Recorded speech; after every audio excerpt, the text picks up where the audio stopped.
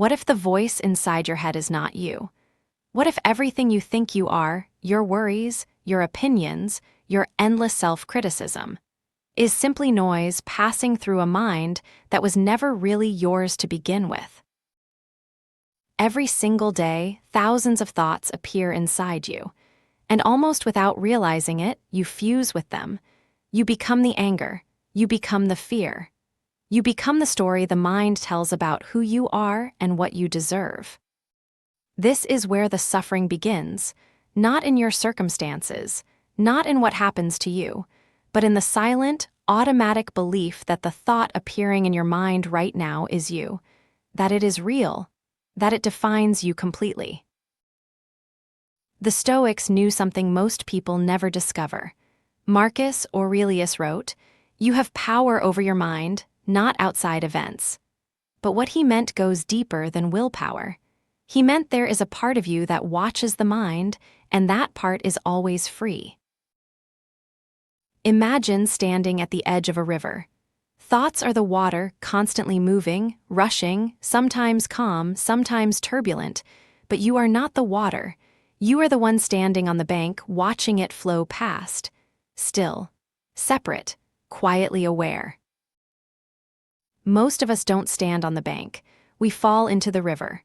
A thought appears, "I am not enough," and suddenly we are swimming in it, drowning in it, convinced without question that this thought is the whole truth about who we are. Epictetus called this the fundamental distinction of life. There are things within our control, our judgments, our responses, our inner stance. And things outside our control, everything else, including the thoughts that arise unbidden in our minds throughout each day. Notice something the next time a thought appears. You did not choose it. It arrived on its own like a cloud drifting across the sky. The thought of worry came. The thought of regret came. You did not summon them. They simply arose, uninvited. If you did not choose the thought, how can the thought be you? This is one of the most liberating questions the Stoics ever asked. The mind generates thoughts the way the body generates a heartbeat. It happens, but it is not who you are. The Stoic practice begins with a single movement, not a grand gesture, just a subtle shift of attention. Instead of being inside the thought, you step back and notice it. You say, silently, "A thought is arising. I see it clearly. I am not it." Marcus Aurelius practiced this constantly. He would observe his own mind as if from a distance, naming what arose: ambition, fear, pride, irritation, not judging it, not fighting it, simply seeing it clearly for what it was, a movement of mind, not a verdict on reality. Between stimulus and response, there is a space. The Stoics lived in that space. When an insult was hurled, when misfortune struck, when fear arose, they did not react immediately. They paused. They breathed. They asked, what is actually happening here beneath all the noise? When you examine a thought with calm attention, it loses its power. The thought, everything is falling apart, what is it really? A collection of words, a feeling tone, a pattern the mind learned long ago, not a fact, not your future, not you. Ask yourself what a Stoic would ask in this moment. Not, how do I escape this thought? But rather, is this thought true? Is it useful? Does holding on to it serve the person I am trying to become? Most thoughts cannot survive these three questions. Here is what people misunderstand about inner peace. It does not mean having no difficult thoughts. It means no longer being enslaved by them. The thought arises. You see it. And you choose, consciously, freely, whether to follow it or simply let it pass. Think of your awareness as the sky. Thoughts, emotions, sensations, they are the weather. Storms come and go, clouds darken and then clear, but the sky itself is never damaged, never defined by the storm passing through it. This is your deepest, truest nature. The Stoics did not meditate to feel nothing. They cultivated a quality they called prosach, a watchful, present attention to their own inner life. Each morning they prepared the mind. Each evening they reviewed what arose. Slowly, they learned to see without being swept entirely away. You will lose yourself in thought again. That is certain. The mind will pull you in. And when it does, when you realize, 10 minutes later, that you have been completely swept away, that moment of noticing is itself the practice. That gentle return is freedom. Something quiet shifts when you begin to watch your mind instead of living inside it entirely. The thoughts still come, but they feel less urgent, less final. There is a sense of space, a breath of openness, where before there was only noise and automatic reaction. You are not the thought that says you are worthless.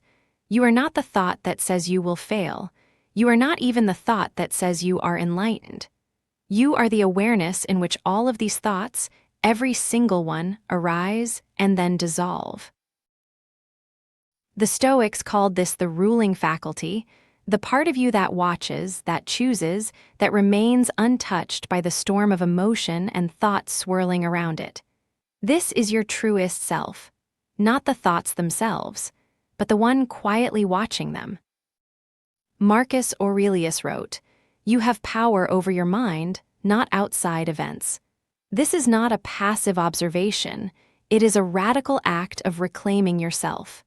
Every single time you notice a thought without becoming it, you are exercising that deep and ancient power. Think of a thought like a wave on the surface of the ocean. It rises with tremendous force, crests, and then dissolves quietly back into the water. You are not the wave crashing on the shore. You are the vast, still, unmoved depth of the ocean beneath it. When a thought arrives, especially a fearful one, an angry one, a jealous one, try simply naming it. Say to yourself, "There is fear," not "I am afraid." That small, almost invisible shift in language creates an enormous and lasting shift in personal power. Between the thought and your reaction, there exists a pause. That pause is precisely where your freedom lives. It may last only a fraction of a second at first. But with gentle, patient practice, that space begins to grow wide enough to breathe in, wide enough to choose. You do not have to follow every thought to its destination. A thought about failure does not mean you will fail. A thought about danger does not mean danger is truly present. You can watch a thought arrive, quietly acknowledge it, and allow it to pass right through you. This is the gift the Stoics offer us across 20 centuries of time, not the absence of difficult thoughts, but the hard-won ability to stand apart from them. To say, "This thought has come to visit me, but I am not this thought. I am something far more than this." Begin today. The very next time a thought pulls at you, a worry about the future, a regret about the past, an anxious craving, pause. Take just one conscious breath. Then ask yourself, who is noticing this thought right now? That single question begins to loosen everything. You do not need hours of meditation or years of disciplined practice to begin this. The practice is simply this: notice. Notice the thought that arrives. Notice the feeling beneath it. Notice the quiet one who is doing the noticing. Each moment of awareness is its own small act of freedom. What would your life look like if you were no longer at the mercy of every thought that passed through you? If you could observe your anger without being consumed by it, your fear without fleeing from it, your sadness without drowning in it, that life is not a fantasy. It is a practice. You are the sky, vast, open, and enduring. The thoughts are only clouds. They come, they go, they darken, they clear. But the sky itself is never changed by what passes through it. Remember this. Return to this. You are not your thoughts. You are the one who watches.